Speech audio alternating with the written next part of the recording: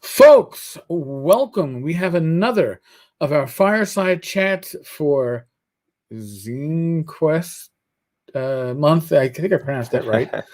As I told Michael before this, like I'm gonna screw up whether it's Zine or Zine at least once. With me, I have Michael Harmon. Tomb of Immolation is his zine. We're certainly going to cover the current project, but Michael, first off, I love your background. I mentioned this before we started this. Your background is awesome. Where did you? I'm not even going to ask you if it's real. I don't need to know that. I just want to know how you came to have such fine dungeon dressing in your room here. Actually, in addition to being an illustrator, I'm also a photographer. So I just happen to have a black backdrop accessible. And of course, I just like to keep skulls around all the time. Yeah, alas, poor Yorick, I knew him well, but yeah, Shakespearean line that I can remember is appropriate right now. But yeah, it's certainly it's atmospheric. I like you said, I got the virtual tavern behind me. You have a room that I could just see somebody walking into in a dungeon going, so let me get this straight. There's a skeleton on the far right, and there's a pile of skulls and books to my left. Yeah, I don't know if I want to touch anything in this room because I can guarantee it's going to be trapped or cursed. Yeah, that's really all you need. That's I got it. Yeah, you've set the whole scenario up right there. So Michael, and I've been asking this of pretty much everybody I've sat down to have these chats with, but how did you get into gaming? What brought you into the hobby, and when in your life was it? That was 11 years old, 1978. So I just told my age there. Yeah. Yeah, no, you were early on. I came on probably at 12, 13, 1980. So I was born in 67. So likewise. So yeah. Yes. I started with the Holmes Blue Box basic set, and but then like a year later that year, the OD&d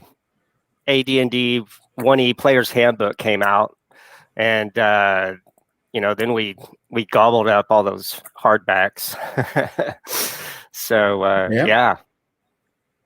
so you've been gaming for a while. I came on, I mentioned this before, I came on with AD&D. My friend Kenny did not have anything but the DMG, so after our solo adventure, again, it was I still remember this, 10.6 cents to make that initial phone call back then. And he had to call a friend in school to find out if I leveled. I was hooked. I remember spending that summer at his grandmother's house in Belmar, New Jersey, with Kenny. We spent maybe 2 weeks out there, and I just remember reading the DMG front to back, front. You still didn't have the player's handbook, but it didn't make a difference. You were absorbed in it, and I don't know if it was the Gygaxian language that was also enthralling to it. It might have been. It made it seem foreign yet familiar, and if you could understand it, you were elite. Yeah, right. Definitely unique. It's a great book. That first DM guide. But also confusing at times. Extremely confusing at times. And I've done, just on a regular podcast, I've done episodes covering parts of the DMG and how it seems like there are parts of it that are absolutely needed. The combat tables, saving throws, and explanations, and all that stuff. And then there is stuff that Gary went, this just sounds like a kind of cool idea. Right. Yeah, let's throw in unarmed combat. That's a percentile system that will make no sense to anybody and doesn't follow normal combat. Yeah, that's. Let's throw in a whole section on disease. Because your characters are going to get diseased when they go to those brothels. Oh, did I mention these brothels? Yeah. It's like, what were you thinking? And it's right. And the player's handbook isn't organized poorly. It goes by your abilities, your classes. Then you get your weapon charts, and then you get your spells. Mm-hmm. And then you get the optional rules that all right, psionics, which again matches up to nothing else within the game system, but we're going to throw it in anyway because it's cool. If you were doing a system that was just psionics, and we're going to break the rules we've already established with the bard class. Yeah. You can't. Half elves can't dual class, but you can triple class. Yeah, right. But it's not multi-classing. But you can change classes twice, but just not once. And humans can't change classes 3 times unless you're going to be a bard, in which case you can. It was like, even back then, as a young teen, I was like, I don't understand why this doesn't match up to the rest of it. Yeah, exactly. But yeah, I ate up all the art in those books. Trampier and Errol Otis, Jeff D, and all those guys. Now, since you started with basic, I'm going to ask you a question. I know with myself, I started with advanced, and therefore advanced meant that basic was for babies. I realized how wrong I was as I got older, and basic was a very tight and well-presented system. But you started with basic, and then you found advanced. When you went to advanced, did you look back on basic and say, this is for babies, or did you say it's just part of D&D?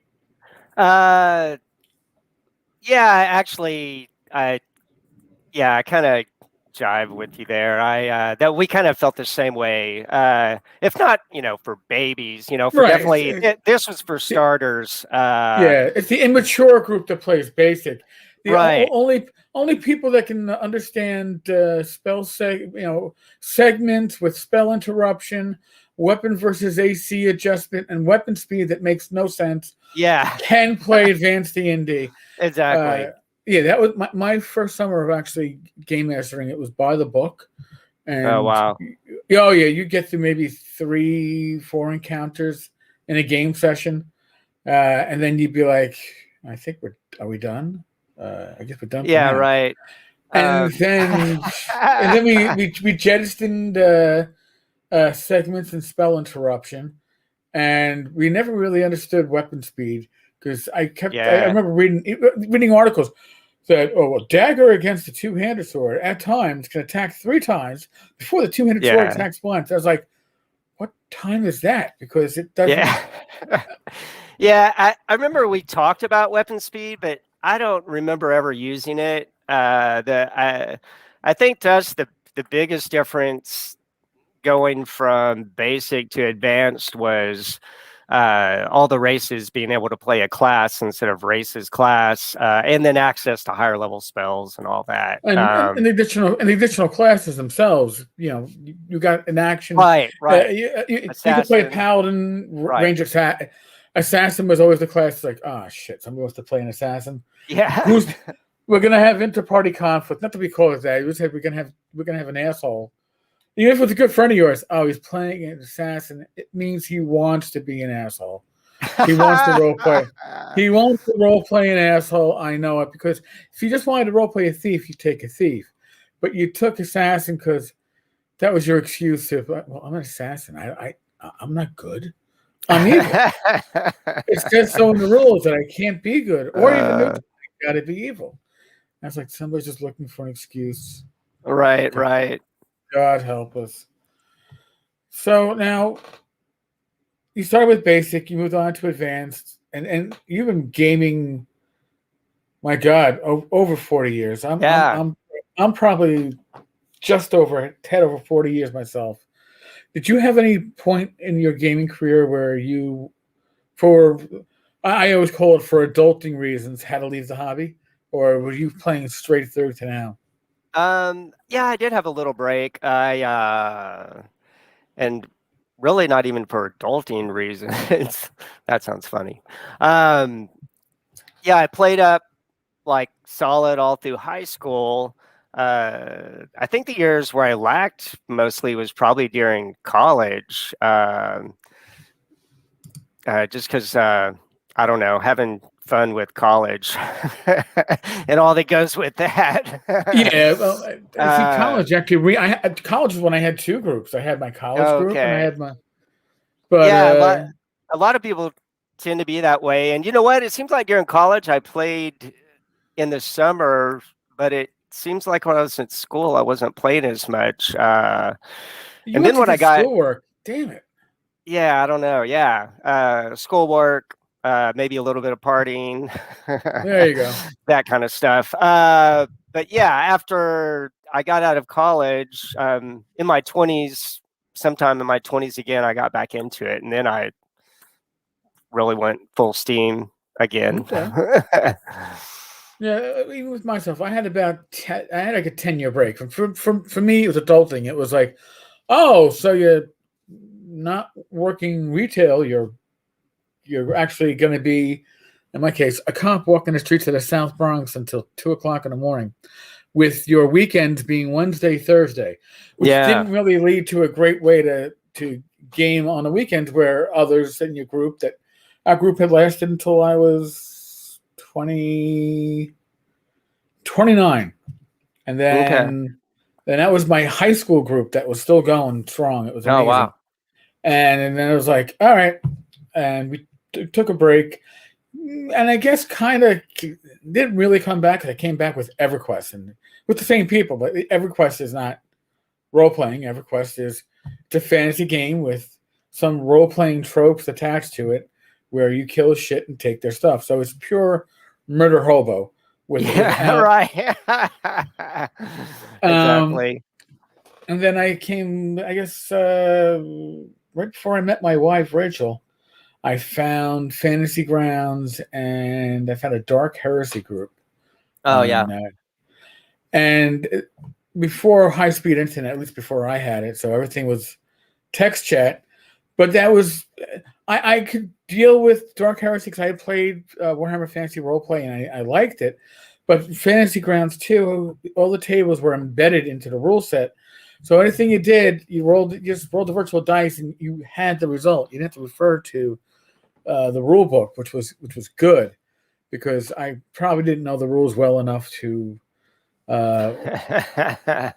understand it well. Otherwise, we had a very, very good DM, and it was a tight group. And then from that, I found Castles and Crusades. And once I found Castles and Crusades, I was like, wow, this is like D&D, but back in print. I didn't realize this is, I guess, at the tail end of 3, beginning of 4. I was like, yeah, right. I was like, oh, Castle Crusades is something I could feel comfortable with. And then I found the rest of the OSR, and I guess the worst you could say is history. But I mean, your gaming break was not just shorter, but earlier. I guess you came back. Yeah. And 2E was still there. I mean, the break from 1E to 2E, even for me, before we had the internet, before you got a chance, like the Dragon magazine wasn't going to talk to you about the politics going on at TSR, but even I could tell, gee, 2E was there to write Gary Gygax out of Dungeons and Dragons. You kind of saw that when the books came out. Then I didn't realize that, well, yeah, AD&D was Gary's way to write out Dave Arnson from Dungeons and Dragons. Right. So let's get a system that Dave isn't attached to. We're not going to owe him monies for it. We're just going to have advanced, no Dave. So I always found that interesting, because now we're very wired in. I mean, we're doing this chat. You know, I can go on to Facebook and World, numerous ICV2 and other various sites, and find out the latest releases. Oh, yeah. And you know, you're not like reading Dragon magazine to see what's going to come out, or even Knights of the Dinner Table. Yeah, you know, was a source of good game reviews. Now you go do a Google search, find a blog that you respect the opinion of, and you're like, oh, okay, Bryce likes this at 10-foot pole, or he doesn't like it, and let me see what he doesn't like, because obviously sometimes, you know, a reviewer's likes and dislikes don't always match up to your own. It's like, they didn't like this, but I love it. Or they like this. It's a piece of shit. I don't understand where they're coming from.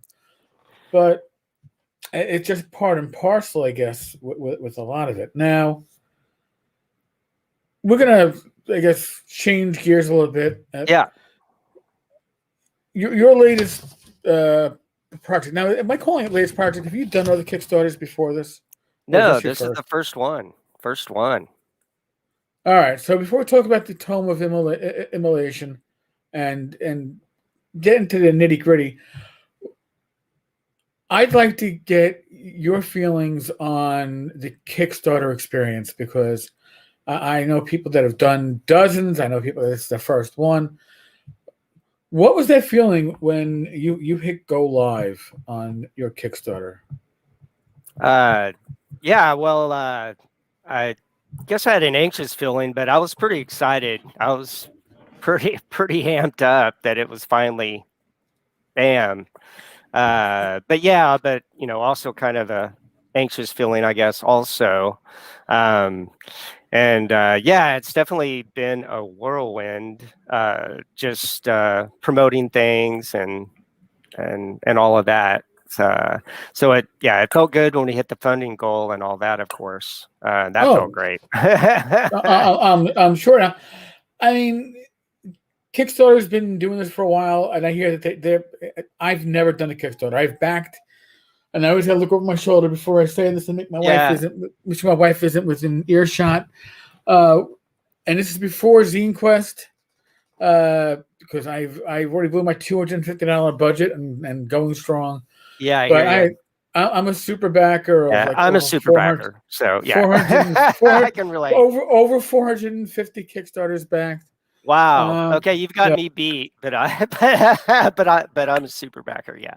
Yeah, but and it's not a badge you necessarily wear with honor. It's kind of like it's honor and shame at the same time. That because really have the opportunity, if even half of these are gaming material, what are the odds that I'm actually using 10% of 225 with any kind of regularity? But I love them for inspiration. Oh yeah, likewise, yeah. And I love the zines because it's bite-sized RPG material. Oh yeah. When I was younger, especially when it came to games, I'd get them all and Show Me Rollmaster, or Warhammer Fantasy Roleplay, Space Master, GURPS. Oh yeah. The pace setter games, Paranoia. I didn't matter. Give I me had all the all rule that. sets. Yeah, and you, although I always had a problem with foreign language in school, it was never a strong point. Learning game systems, and maybe because I was more mathematically inclined, always came quickly to me. I always got 90%. Maybe I didn't get to the last 10% immediately, but I got 90% of how it was going. I'd do a character, and I could run a game session without crazily looking at the books and the mechanics. And then I found out that as I got older, when I came back to gaming, I lost a lot of that ability.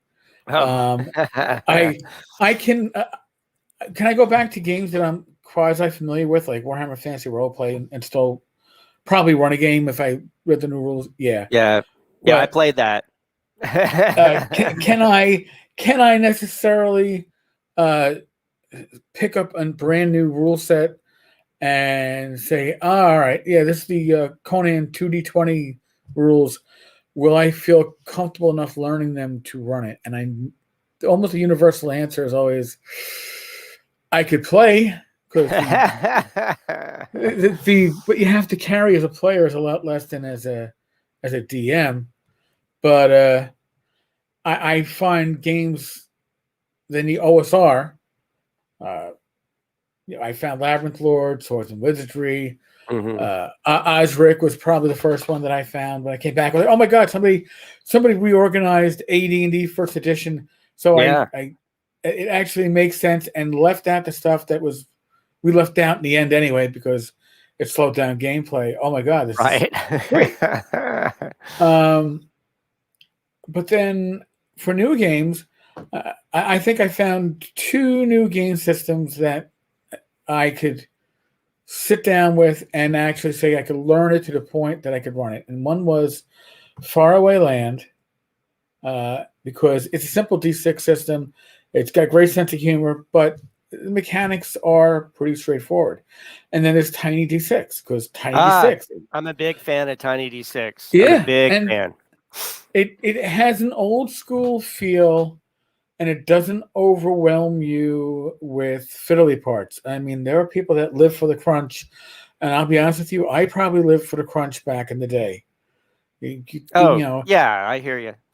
I had a friend who gave me the Morrow Project and said, "Listen, I don't understand this fucking shit, but I want to play it." Okay. So if you can learn the rules are yours, but I want to play it. It's like, oh, somebody else. Hey, here's Bushido. Rules make no sense. They're yours.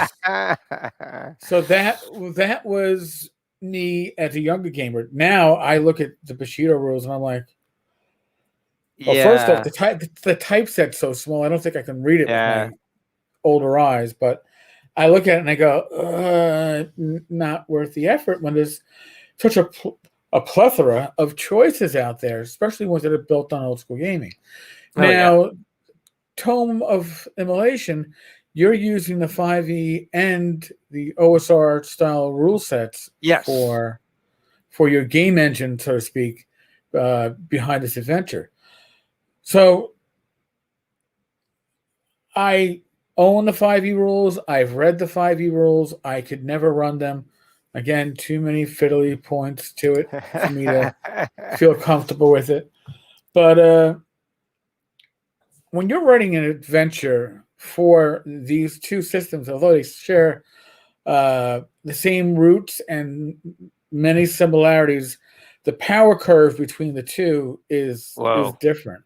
Yeah, it's really big. Yeah, it's really big. We actually did. Like I said, I have a couple of accomplices with the tomb. I did the map and came up with the basic concept and basic things I wanted going on. And then I got one of my gaming buddies, Billman, to help me with the text and add additional details. And another one of my gaming buddies, Sean, which he's kind of a crunch master. We had him help us with like a lot of the stats. For both games, but he like knows 5e really well. So as far as like stats, we really leaned on him, and he did a great job. And so we actually built it with 5e first because of that, and we had also played some 5e games in addition to Swords and Wizardry. Right. Sean kind of came to the conclusion it's easier to build the more complicated 5e first, and then convert it to Swords and Wizardry. But you're condensing at that point. Totally. Yeah, you're stripping away. It's easier to strip away than it is to add in because there's a less of a balance issue. But yeah, I could see that. And of course, OSR, people aren't usually as worried about it being deadly, but we did play test in both, and we did a 5e play test first, and then we did a Swords and Wizardry, and we're like, oh wow, these the characters are not going to make it past the first couple of rooms. We got to power it down even more because it's a really big difference. It's just harder to kill a 5e character, or access to healing. More access to healing. The death saving throws. Yeah, 3 death saves. Right. Which you know what? I mean, it's all how you want to play the game. I'm not necessarily saying I have a problem with that. Again, depending on your group and depending on your style, but it certainly is a different power grid that you're working with between the two. Oh yeah, and even with me, like DCC RPG, a game that I was able to understand enough to run it, so long as my players didn't take anybody of I can handle the arcane casters, but I still don't understand how clerics or priests work in that game. Oh, But gotcha. I do like DCC. It has great flavor. Well, that's just it. So then, and my players like the flavor, and they didn't much like the swinginess of the system. So I have run DCC adventures with swords and wizardry rules, but converted on the fly. It's easy enough to strip out what you don't need, go with the flavor, and wing it or improv it for where you need it to be. Oh yeah, totally. Whereas taking a swords and wizardry adventure and running it for DCC or 5e without prior prep would be damn near impossible. Right. Yeah. Again, you're looking at somebody you're looking at the person that thought that Sword and Wizardry White Box was too long and complicated and broke that down to 4 pages with Swords and Wizardry Light. Right. The ability to take 5e and downstep it to Swords and Wizardry, I guess, requires a not just a change of stripping out mechanics, but I'm guessing a little bit deeper change of the monster's abilities to balance that out. Yeah, that was the main thing. So yeah, totally. We had to lower the damage they were doing. Some of it we could just take from the Swords and Wizardry book stats, but we have for Swords and Wizardry, we do have 7 new creature variants, so that we were messing with that are thematically go with the immolation theme. Well, that's so yeah.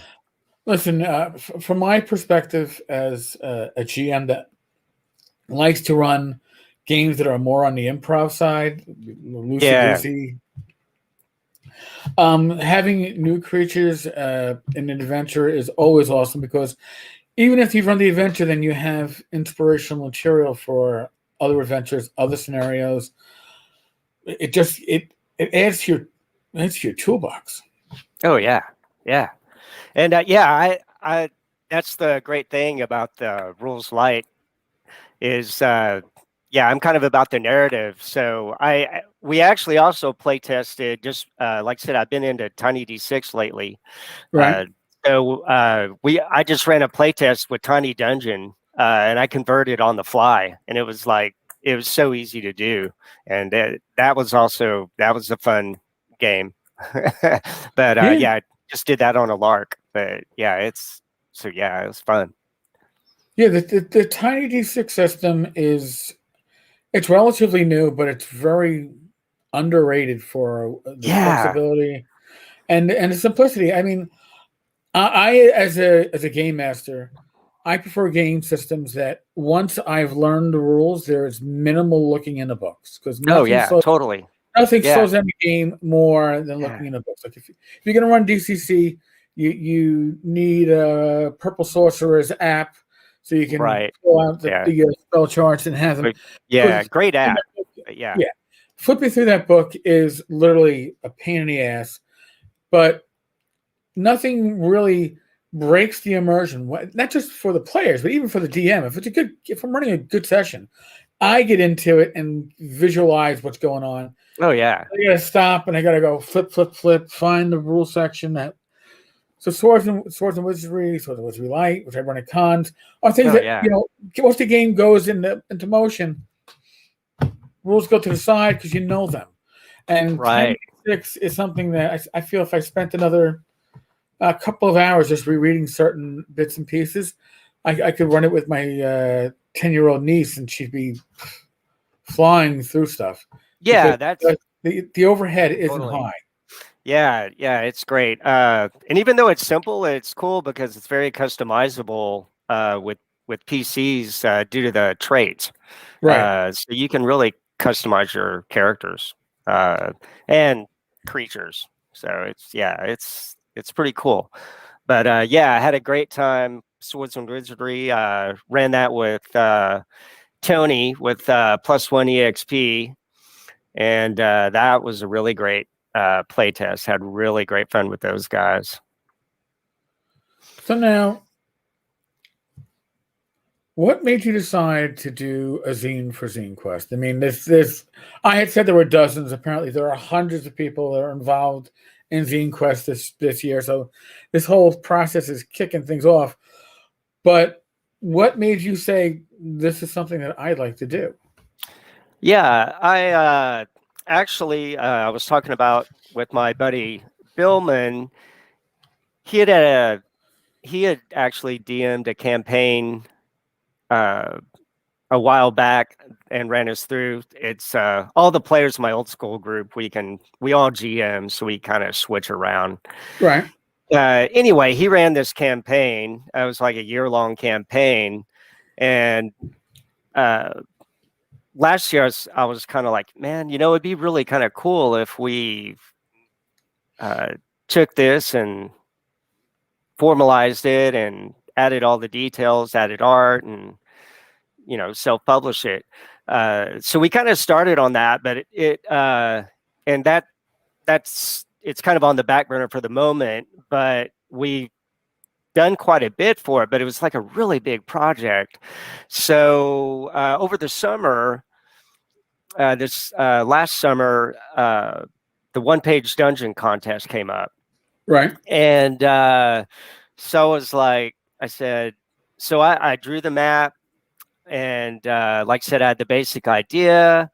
And so I got Bill I said, hey man, can you add text for me? And this was just a system agnostic thing.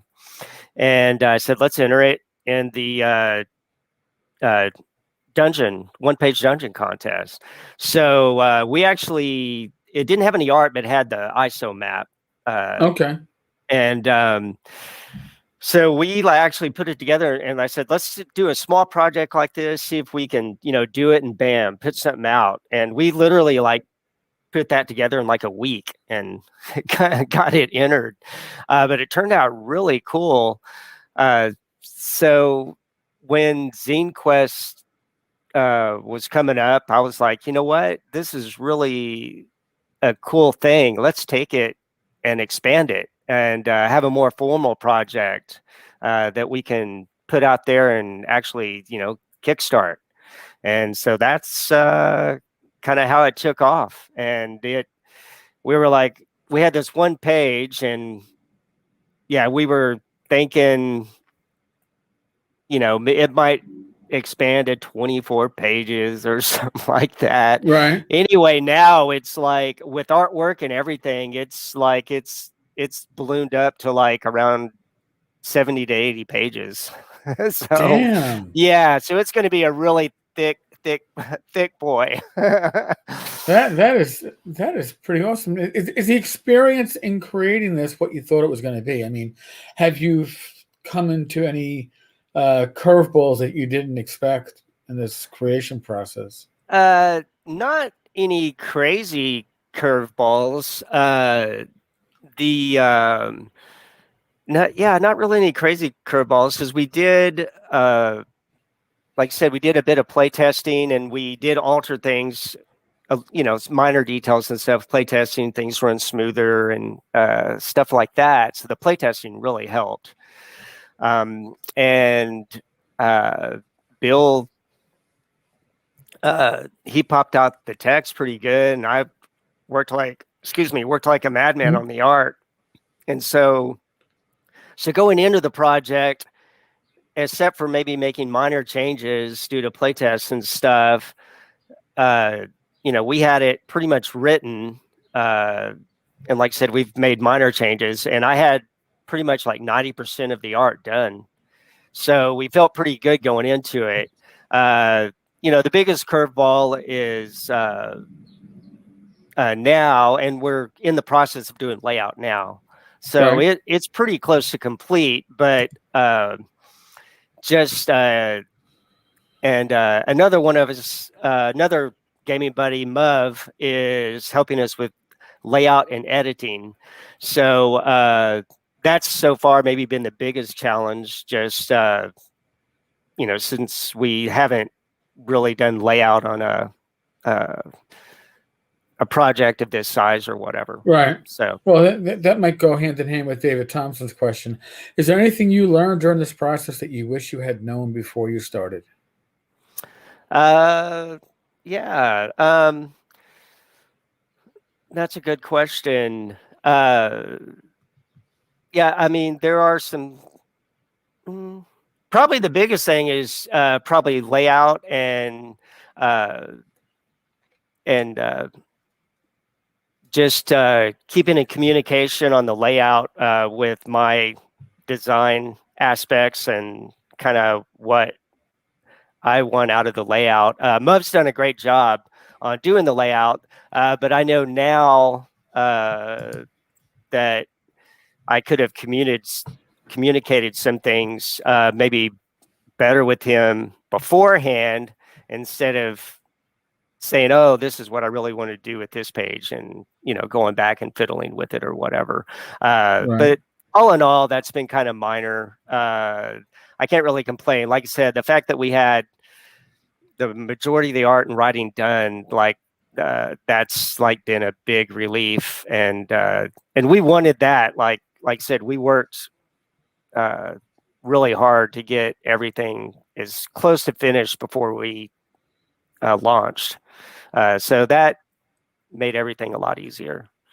Well, see, that there, right there is a secret to Kickstarter success. Yeah, It's easy to have an idea. It's harder to put that idea into motion, but to have that idea, I don't know, 90% completed before you launch means that you're pretty confident that you're going to actually be able to complete your idea. Opposed to, as I'll infamously bring up, Far West, which was, I don't know, as of last December was 9 years late. Wow. Yeah, I've heard about it. A great idea, and probably even a better idea at the time than it is 9 years later. I think the ability to have great ideas, everybody has great ideas at some point, but to put them into motion, to have them done. So back then, it was Kickstarter. A great idea was all you really needed to kickstart your project. I've been talking with a lot of creators during ZineQuest. Wow, I keep on pronouncing it the right way. Hey, yeah. Go figure that shit out. But I've been talking with many of the creators, and people are like, "Oh, look, I even have my my proof copy," or "Yep, I'm just waiting on some pieces of art. It's written except for the stretch goals." And if you had gone back maybe even 5 years ago, you wouldn't see people, especially people that are new to the Kickstarter process, coming out and having something in their virtual hands before seeking funding. And I think that's important. And that allows Kickstarter to give projects that are a lot more reliable. I think reliability is the key to this market. I know they say it's not about pre-orders. Yes, it is about pre-orders. You can deny whatever you want. But to be able to have creators have something that they have already done, so God forbid has happened. Oh God, I'm trying to remember. It was the Diceless RPG by Right Publishing. The creator died before the Kickstarter could actually fulfill. Oh wow! But they had put things into place that the project was delayed, but it's still fulfilled. Everybody, the backers, all got what they came in for because the writing had been done, the process had been done, and I think even with smaller projects, that's important, and it's I'm thrilled to see it as somebody who's backed over 450 projects before ZineQuest. God only knows where it's at now. I probably don't want to look. Now I really look at when I'm, like I said, I'm a super backer, but now I really look, if it doesn't look like they have much done, I really like for them to have like a lot of it done. Otherwise, I usually don't tend to back it. So knowing that from my standpoint, I know we wanted to have it like really almost done. Yeah, well, it's doing due diligence, and due diligence just isn't supposed to be done by backers and supporters, but as a creator, you should be doing your due diligence that before you step up to the plate, you're ready to take a swing at that ball and get it into play, as opposed to, oh, so I don't even have a bat in my hand, so I guess should I go back and it's a bad analogy, but after the year we had in 2020, bad analogies about all we're gonna have. I could, there you go. If I had compared it to COVID, it would have been cringeworthy, and I would have cringed myself. Right. So now that you've got this process going and you get your feet wet, do you see yourself doing two things? Do you see yourself doing another zine, and do you see yourself doing another Kickstarter? Yes, definitely.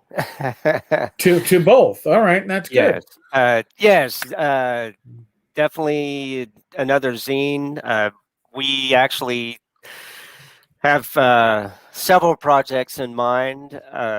Not exactly sure what we're going to do first, but like we have some smaller, just zine-like projects in mind. Right. We also have some like bigger projects in mind. But I think what we'll probably do is release some smaller projects and kind of in the background, maybe work on the bigger till it's closer to being ready or whatever. But yeah, definitely for sure. Well, I love the fact that ZineQuest encourages creators to get their feet wet with Kickstarter. Don't jump in with your 350-page setting book, which you're going to expect to raise $250,000. Yeah. Step in and get a feel for not just Kickstarter, but the creative process and build, in your case, building a team, which you seem to have done very well. These are all things that you don't necessarily think of before you go into this. And starting out with a zine within certain parameters, which they set, and it's like, okay, I can't go too crazy with this, which is good. It keeps the expectations within a certain amount of reality, not just what you are capable of doing, but what they're even going to allow you to do. It's like, no, we're not going to allow you to go whole hog crazy. This is specific. You don't need dwarven beer steins and pencil dice as stretch goals. Keep it to the project that you're offering. So yeah, exactly. We at some point, as it was getting closer to launch, we were like, okay, we gotta stop fiddling with it and start layout. And the whole team's worked. Everyone's been great. Billman, Sean, Muv, we've all worked together really well. So it's gelled nicely. Any of the learning things, there's definitely some learning things, but they've all been minor and small. But we, definitely will apply that to future projects. As far as stretch goals, since it was just a zine and the 14-day ZineQuest, we decided from the start not to have stretch goals. But I kind of I felt like at first we were talking about stretch goals and basically kind of took a lot of what would have been stretch goals and just added them from the start. So for instance, when we ballooned up in it being larger, instead of increasing the price, we just really kept the zine price at $12. And the PDF at $5. We have a hardship PDF at $2. So you're getting a lot for what we have. It's a pretty dense zine. We also, the zine, we're doing a soft touch laminate cover, doing nice quality paper, 80-pound paper. So yeah, we added a lot of that from the start.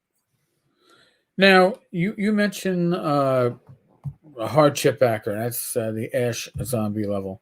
Now, where did that idea come from? Because I think that you know what, you're giving back to a community that some people have been hard hit because of the year of COVID. But and I can see that's part of the reasoning here. But what made you guys think of that? Because that's something I haven't really seen, but I like it. That's really well, I can't.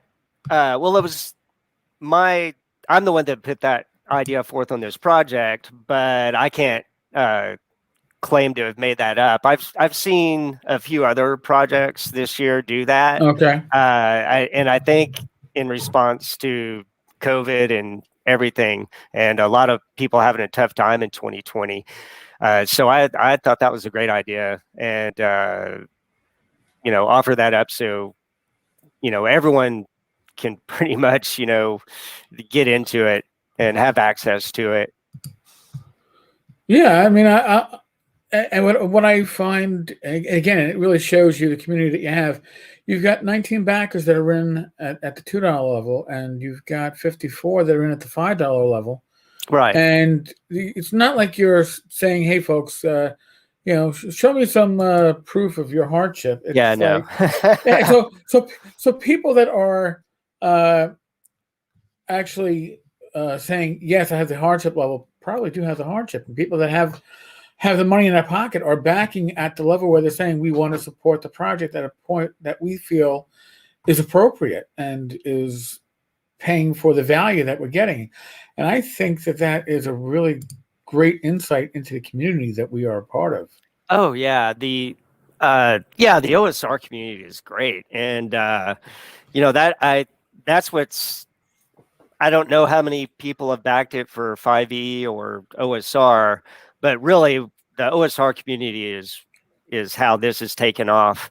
The OSR community is really welcoming on indie creators. Not only welcoming, they want to see, what you're putting out, and they want to see new creations.